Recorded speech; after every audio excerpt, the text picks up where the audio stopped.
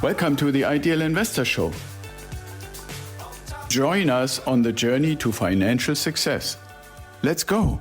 Today, I want to bring up a topic that might be a little bit uncomfortable for people, but I think it is necessary. It is actually a good thing to do. And every so often, maybe something less comfortable is necessary for us to gain the right perspective, maybe learn a lesson. One thing that drives the topic, that drives basically my session for today, is the question, how often and how deeply do you think and evaluate what you don't know? And what I mean by that, to give you an example, there are many people that have come to me as clients for the mentoring program, or some people who just asked some questions, or people who commented on our Substack, which, by the way, I want to recommend for everybody. Go to substack.com and then search for Ideal Wealth Grower, and you find our publication there and our articles and a lot of other resources. So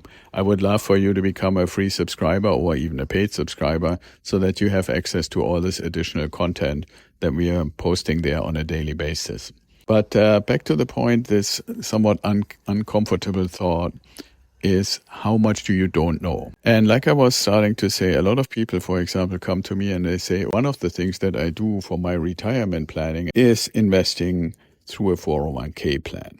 Some people have an IRA plan, some people have a 529 plan, and so forth and so forth. So some sort of a plan where money is being taken either from your bank account or with a 401k directly while your salary is being paid to you or your wages are being paid to you. And a certain portion goes to the account where the 401k is, and your employer is also sending their portion, their match, to that same account.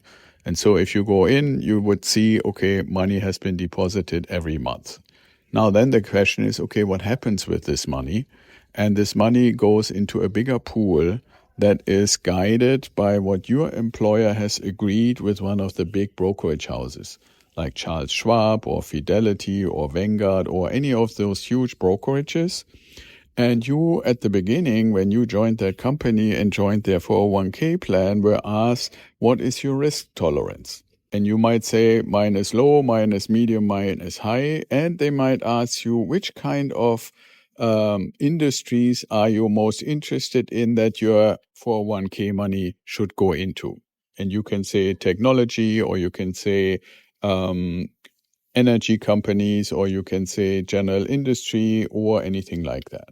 And so those few criteria are then guiding the, let's say, Fidelity people, which kinds of mutual funds and ETFs they should put your money in. You realize, as I'm telling you this, all you do is to see every once in a while, and for most people only once a year, how much money was deposited out of your wages, how much was deposited as a match from your employer, and where did it go by some sort of weird name that your management company, Fidelity, put it in the ABCCC3VH investment fund.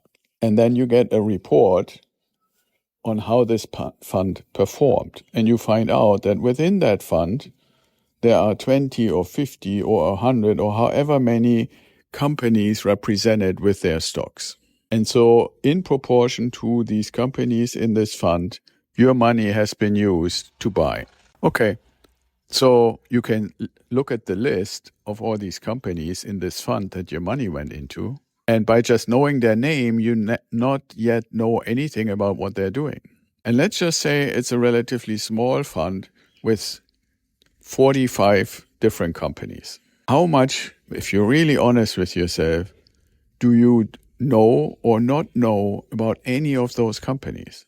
Also, how much do you know about the weight of each company? Are they all equal? Is every single one the same amount of percentage of shares so that all 45 companies add up to 100%? Or are certain companies much higher weight than others?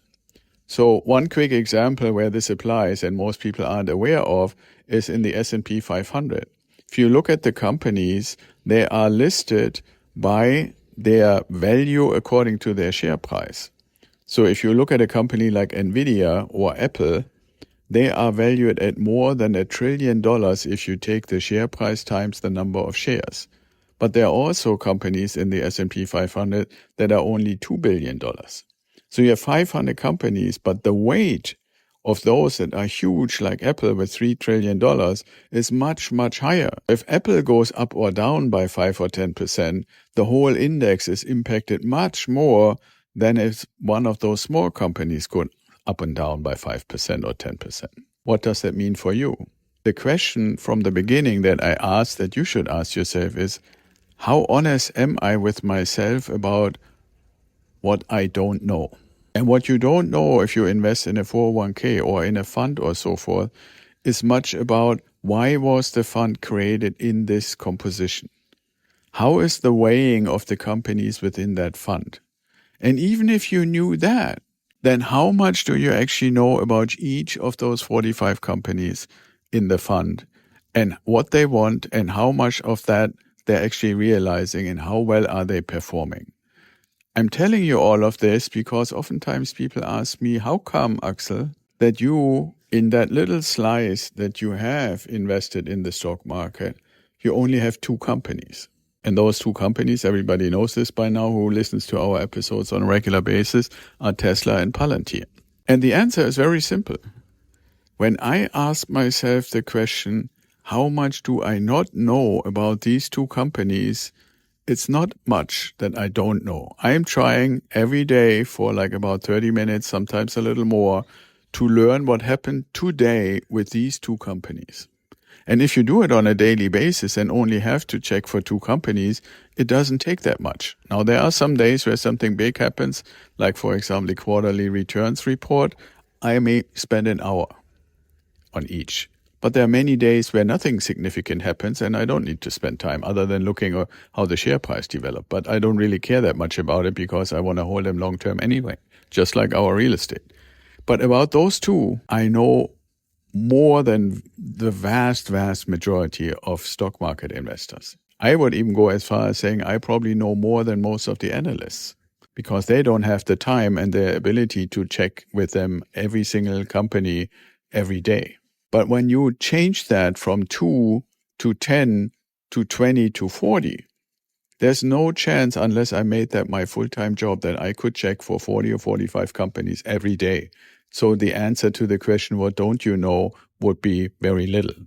So I want to illustrate this to you with this kind of extreme example that you spending money in a 401k without having influence, without really knowing a whole lot about where the money is going, how it is weighed, what these companies are doing.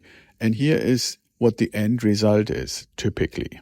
Because you don't know a whole lot about what happens to your money, the performance is oftentimes pretty appalling compared to those who actually really know what they invest in. And because we don't really know much about it, we feel like we can't really do much about it. So whether it make 5% or 8% or 2% a year, you just accept it. Because once a year or maybe a few times a year, you see a report. That's the difference. Now, I want to encourage you to ask yourself, is it better to know in detail where your money goes and know much, if not as much as possible, about those companies or those places where your money goes? Or is it better to have the money go regularly every month into some kind of black hole that you don't know much about and hope that it will work out in the end? I would not want to speculate that way. By the way, if you know a lot about, like I know a lot about these 2 companies, if I ever get the indication that they are not performing in the direction that I think they should, I have the full power to sell the stock and buy something else that I will then have to research again, just like I have with these 2. And by the way, this is very, very similar to what we do with our real estate. We do enormous amount of due diligence before we make a purchase, and then we monitor regularly through our property management, through the rental income, through appraisals, through reports and so forth. How are these properties performing? And there's very, very, very few people who have 40 or 50 or 60 properties that they have to monitor. You don't need to. Especially if you know the ones that you have, ask yourself, how much do you not know?